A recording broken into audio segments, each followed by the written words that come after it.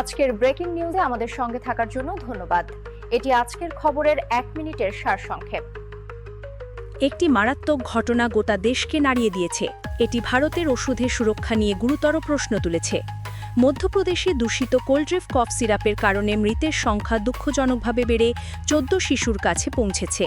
মৃতদের বেশিরভাগই 5 বছরের কম বয়সী, যারা গত মাসে তীব্র কিডনি ফেলিয়ারের শিকার হয়েছে। এই তদন্তের প্রধান কেন্দ্রবিন্দু হল ছিন্দওয়াড়া জেলা, যেখানে সর্বাধিক মৃত্যুর খবর পাওয়া গেছে। শনিবার গভীর রাতে একটি বড় পদক্ষেপের মাধ্যমে পুলিশ পাড়াসিয়ার সরকারি শিশুরোগ বিশেষজ্ঞ ড প্রবীণ সোনিকে গ্রেফতার করেছে। ড সোনির বিরুদ্ধে অভিযোগ, তিনি একটি বেসরকারি ক্লিনিক চালাতেন এবং সিরাপটির ক্ষতিকারক প্রভাবের রিপোর্ট থাকা সত্ত্বেও তিনি তা শিশুদের জন্য নিয়মিত লিখে দিতেন।